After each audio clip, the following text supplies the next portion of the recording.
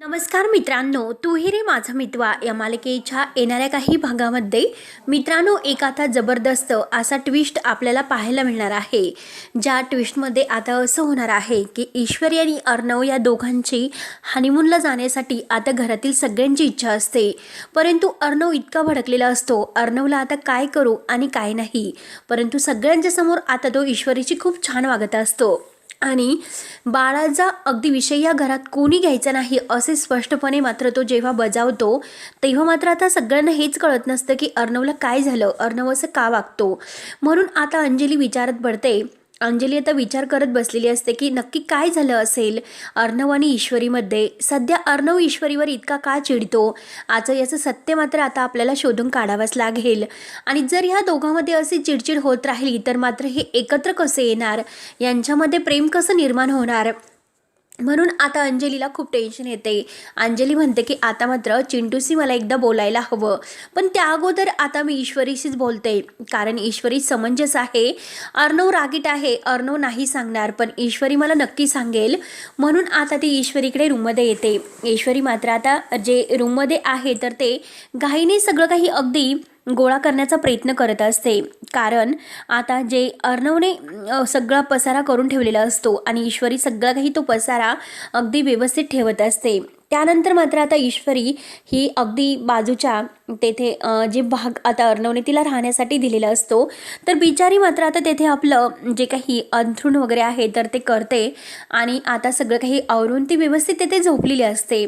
आता अंजलीला असं वाटतं की अर्णव बाहेर आहे आणि ईश्वरी एकटीच रूममध्ये असेल, म्हणून आता ती अगदी दोघांबरोबर बोलण्यासाठी आलेली असते.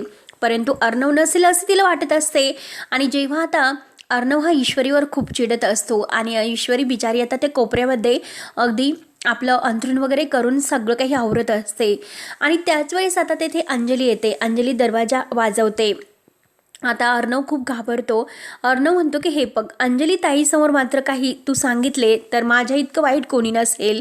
एकतर माझ्या ताईला हे सर्व माहिती झाले तर मात्र अवघड होईल. माझी ताई खूप विचार करेल. एकतर तिचा नवरासुद्धा कसा आहे, कारण त्याने तर तिला फसवले, परंतु तू सुद्धा तिला फसवले, तिच्या भावनांशी तू खेळलीस. आता लगेच घाईने ईश्वरी आपलं अंथरूण वगैरे आहे तर ते बाजूला ठेवते आणि त्याच वेळेस आता ईश्वरी तेथे येते, म्हणजे अंजली तेथे येते आणि अंजली मात्र आता ईश्वरीला हे सगळं काही आवरताने बघते.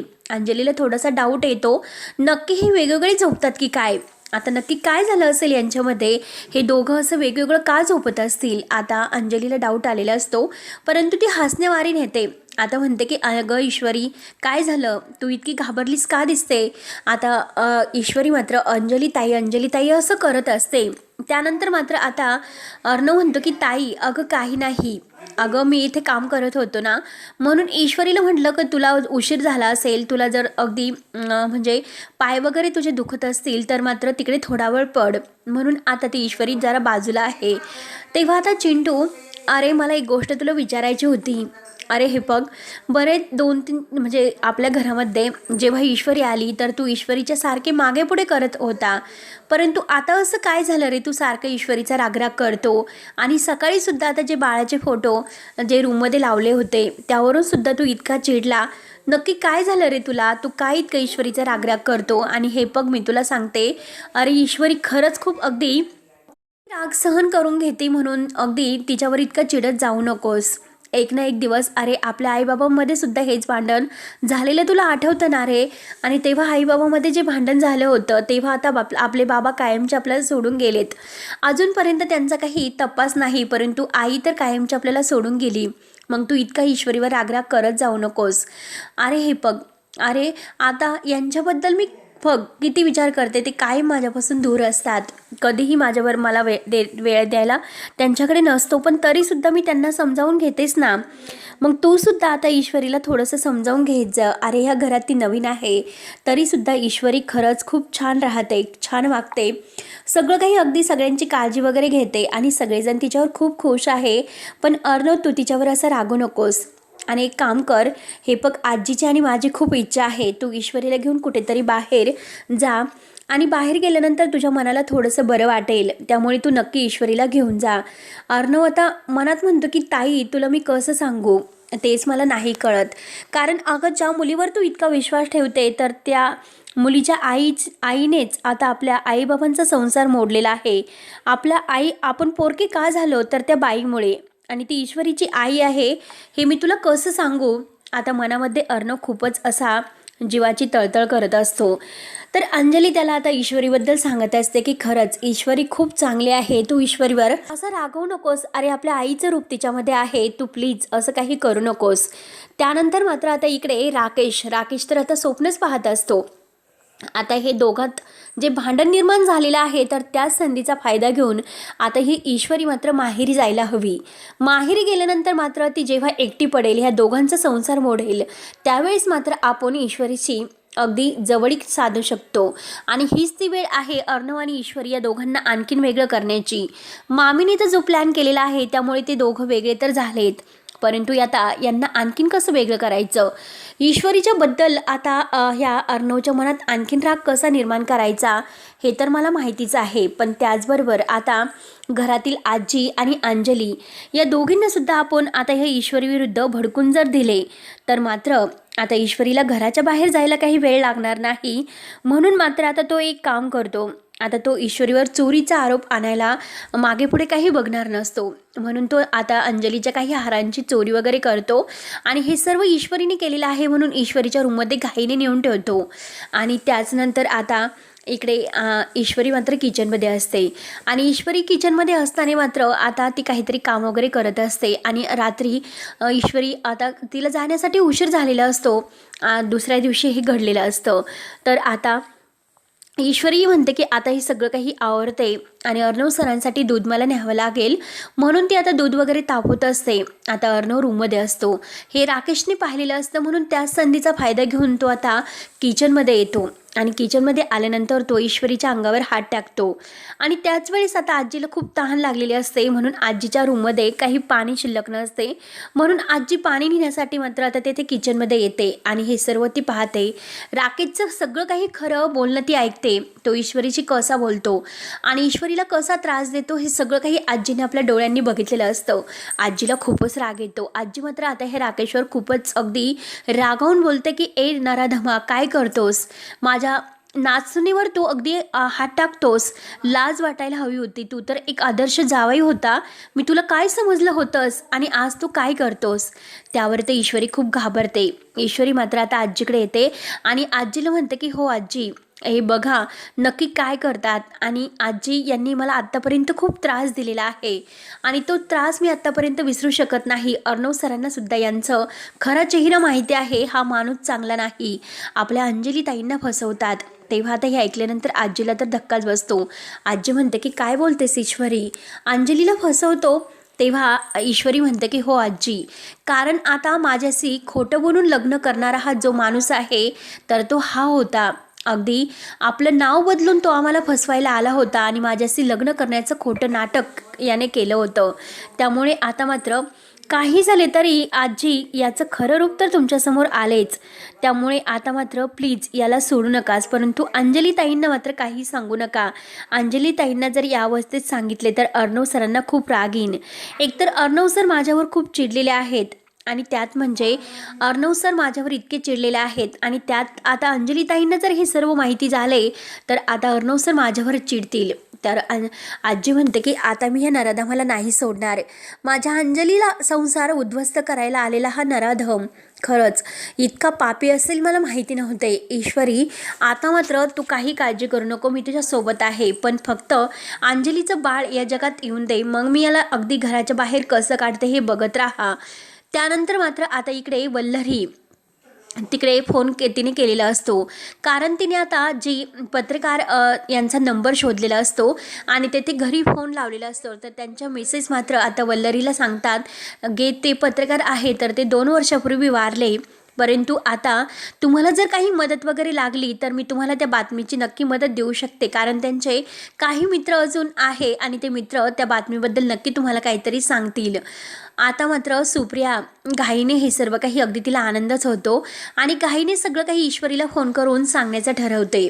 आता सुप्रियाने ईश्वरीला फोन केलेला असतो. आता ती विचारपूस करते की ईश्वरी अगं अर्णव कसा आहे, अर्णव तुझ्याशी चांगला वागतोस का, त्याने काही तुला आता बोलले वगैरे नाही ना, ते रागराग नाही ना केला. ईश्वरी म्हणते की आई हे बघ, अर्णव सरांचा राग काही अजून गेलेला नाही, पण लवकरच मी त्यांचा राग अगदी दूर करेल, त्यांचं मन जिंकेल, त्यांचं आवडतं काहीतरी करेल, परंतु मी त्यांचा राग नक्की घालवेल. त्यामुळे आई तू सुद्धा टेन्शन घेऊ नकोस. तर आता सुप्रिया म्हणते की अगं हे बघ, अगं मी आता जे आपले पत्रकार होते ज्यांनी ही बातमी छापून आणली होती, तर त्यांच्या घरी फोन केला होता, पण ते दुर्दैवाने ते पत्रकार आहे तर ते गेल्या 2 वर्षापूर्वी वारले. त्यांच्या मिसेसने आता जर काही मदत लागली तर त्या नक्की मला फोन करणार आहेत आणि त्यांचा मला फोन येईल. मग आपण एक काम करू, ज्या हॉटेलवर मात्र आता आमची भेट झाली होती अर्णवच्या वडिलांची आणि आमची, तर तेथे काही पुरावा आपल्याला मिळतो की नाही, नक्की पुरावे तर असतातच, CCTV वगैरे असतं, तिथे पुरावा जर मिळाला तर मात्र अगदी छान होईल. म्हणून ईश्वरी म्हणते की आई तू काही काळजी करू नको, मी लवकरात लवकर मात्र ते हॉटेल आहे त्या हॉटेलवर आपण दोघीसुद्धा जाऊयात आणि आता जो काही पुरावा आहे तर तो पुरावा आपल्याला तेथेच मिळू शकतो. म्हणून आता अर्णवला तिथे घेऊन जायचं त्या ठरवतात. अर्णव अगोदर तयार नसतो, तर सुप्रिया म्हणते की हे बघ अर्णव काही कर, पण एका आई म्हणून माझ्यावर विश्वास ठेव. हे बघ अरे मी तुझ्या वडिलांना ओळखतसुद्धा नव्हते, पण जे झाले ते झाले. त्यानंतर मात्र आता इकडे आजीला तर फारच टेन्शन असतं. आजी विचार करत असते की खरंच एकतर माझ्या सात्विकाचा सुद्धा संसार कडेला गेला नाही आणि त्यात म्हणजे अंजलीच्या जीवावर आता हा राकेश उठला. या राकेशने अंजलीला इतकं फसवलं, आपण त्याच्यावर एकदा मुलाप्रमाणे मात्र विश्वास ठेवला होता आणि आज मात्र तो इतका आपल्याबरोबर वाईट वागला, आपल्या अंजलीला फसवलं. एकतर त्याचं बाळ आहे तर ते अंजलीच्या पोटात आहे आणि या अवस्थेत जर आपल्या अंजलीला काही झाले तर कधी आपण माफ नाही करू शकत. त्यानंतर मात्र आजी आता ईश्वरीला भेटते. ईश्वरी आणि अर्णव हे सुप्रिया तर तिकडे गेलेले असतात, त्यांना पुरावा मिळालेला असतो. अर्णव थोडासा शांत होतो. तर आता ईश्वरी जेव्हा घरी येते तर ईश्वरी घरी आल्यानंतर आता आजी तिला म्हणते की ईश्वरी मला तुझ्याशी बोलायचं आहे, तू एक काम कर माझ्या रूममध्ये ये. आता ईश्वरीला टेन्शन असतं, जो काही पुरावा मिळालेला आहे तर तो मात्र सुप्रियाच्या विरोधात असतो, कारण तेथे सुप्रियाच्या विरोधात मात्र आता पुरावा मिळालेला असतो. सुप्रियाने हे सर्व केलेले आहे हे आता अर्णव आणि ईश्वरीला समजलेले असते, परंतु आता आजीसाठी आपल्याला शांत राहावं लागेल. सुप्रियाने हे सर्व केलं तर तिच्या तोंडातून हे सगळं आपल्याला कबूल करून घ्यायचं आहे, असा अर्णव आणि ईश्वरीचा ठरलेला प्लॅन असतो. त्यानंतर मात्र आता ईश्वरी म्हणते की अर्णव सर शांत राहा आणि आता अर्णव आपल्या रूममध्ये जातो. तर आजी ईश्वरीला म्हणत असते की हे बघा आता मात्र तुम्हाला हनीमूनसाठी जावेच लागेल, कारण आता या घरामध्ये खूप काही घडून गेलेलं आहे. तुम्ही दोघांनी जर एकमेकांना वेळ दिला नाही तर ईश्वरी तुला माहिती आहे ना काय होईल. आता तो राकेश तर बघतेस ना किती नीच वागतोस आणि त्याला धडा शिकवण्यासाठी ईश्वरी तुला खंबीर उभा राहावे लागेल आणि अर्णवची साथ द्यावी लागेल. ईश्वरी म्हणते की आई आजी तुम्ही काही काळजी करू नका, मी आहे ना तुमच्यासोबत. मी तुमच्या चिंटूचा संसार कधीही मोडून नाही देणार आणि या घराचं मी अगदी रक्षण करेल मनापासून.